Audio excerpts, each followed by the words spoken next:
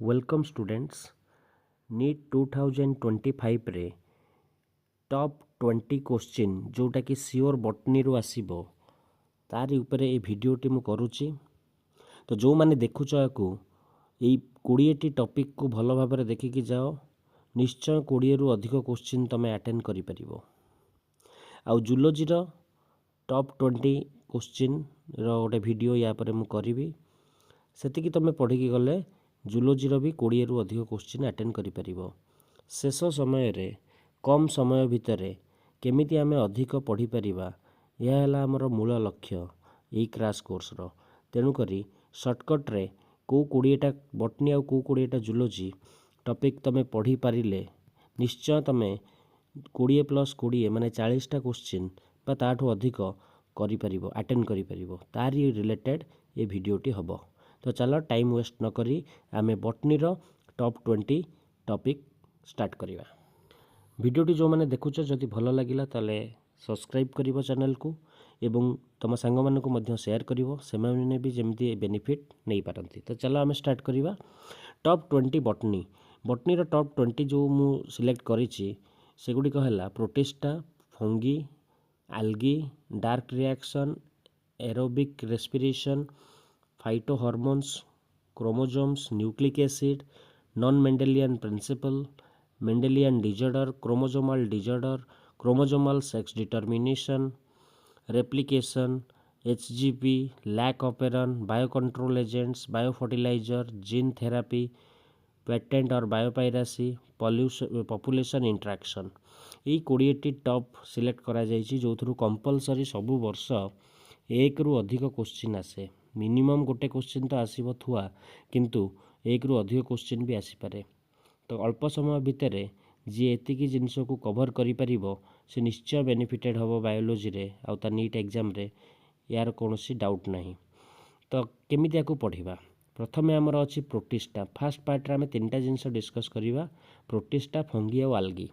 देख सबू question NCERT रु ही डायरेक्ट आसीबो, तेणुक एनसीईआरटी बहीर प्रोटिस्टा को पढ़िकी गोटे चार्ट तैयारी करिवो, केतेटा टाइप्स ऑफ प्रोटिस्टा अछंती आ तांकर एग्जांपल केते अछि। सेमती फंगीर भी गोटे टेबल तैयारी करिवो, 4 प्रकार जो फंगी अछंती तांकर एग्जांपल, तांकर न्यूट्रिशन, तांकर स्पोर, तांकर रिप्रोडक्शन ताको गोटे टेबल करिवो। सेमती आल्गी जो 3 प्रकार अछंती, red algae, green algae, brown algae, तांकर भी गोटे टेबल करिवो। 3टा टेबल जब तुम एनसीईआरटी देखिकी प्रिपेयर करदेल ताहले तुम निश्चय 3 रु अधिक क्वेश्चन पाइजिवो नीट रे। तापर आमे देखिबा नेक्स्ट रे आमे देखिबा chromosome, nucleic acid, dark reaction, aerobic respiration and phyto hormones, ये 5टा विषय डिस्कस करिवा। क्रोमोसोम माने क्रोमोसोम केते टाइप्स रो अछि on the basis of their position of centromere, NCERT रु देखिबो।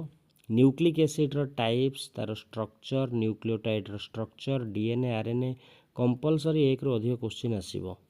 डार्क रिएक्शन रे तमे 2टा जिंस देखिबो, गोटे देखिबो केल्विन साइकिल आ गोटे देखिबो C4 पाथवे, श्योर क्वेश्चन एथरो गोटे आसीबो। एरोबिक रेस्पिरेशन माने हैला glycolysis, Krebs cycle, electron transport chain, ये 3टा जिंस देखिले तमे क्वेश्चन श्योर पाइजिबो।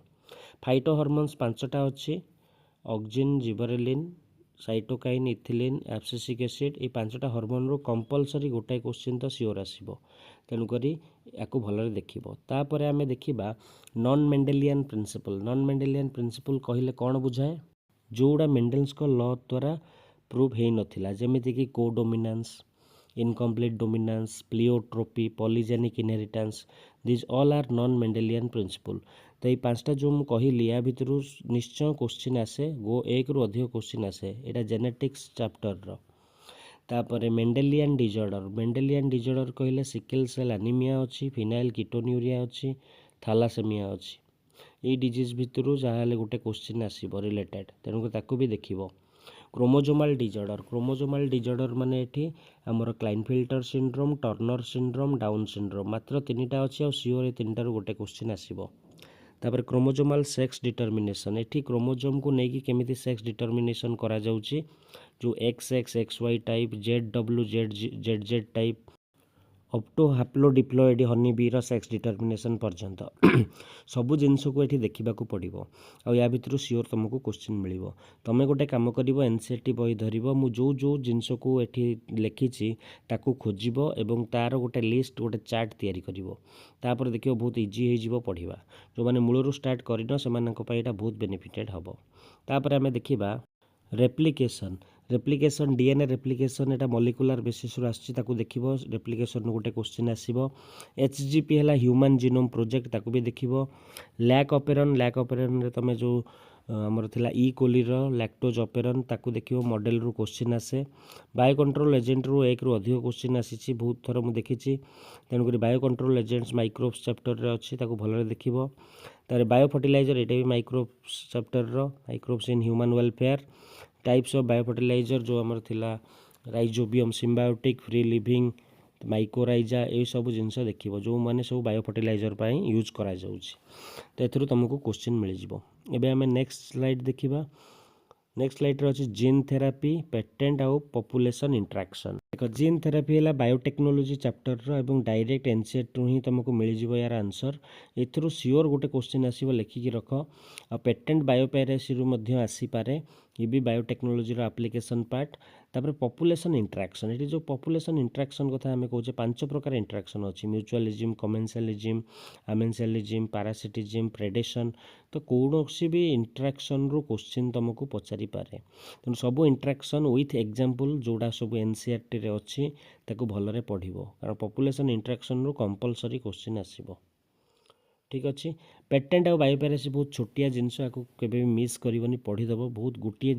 पैराग्राफ गोटाए पेज रे जिनस अच्छी एनसीईआरटी रे सेतिकी जिनस तो मन रखियार अच्छे क्या पेटेंट करा जाइतिला पेटेंट रूल केबे अमेंडमेंट करागला यही सब जिनस ठीक अच्छे जो मैंने प्रिपेयर करछ भल भाव में सेटा तो बहुत भल कथा से माने मध्य जदि पारिबो ए 20टा टॉपिक को बटनी रो लास्ट टाइम रे देखिकी जीवो देखिबो सियोर तुम बेनिफिट हबो आ समस्त को गोटे रिक्वेस्ट रहिला एग्जाम जो मैंने दौच वीडियो जो मैंने देखुछ से माने मते कहिबो ए 20टा टॉपिक रू तुम केतेटा क्वेश्चन एथर 2025 नीट रे पाइल मु भी कहिबी क्वेश्चन आसला परे किंतु तमे माने मध्य सेटा मते जणाइबो तो आज वीडियो एतिक रोचे आगू जूलोजी टॉप 20 क्वेश्चन कराहब thank you best of luck.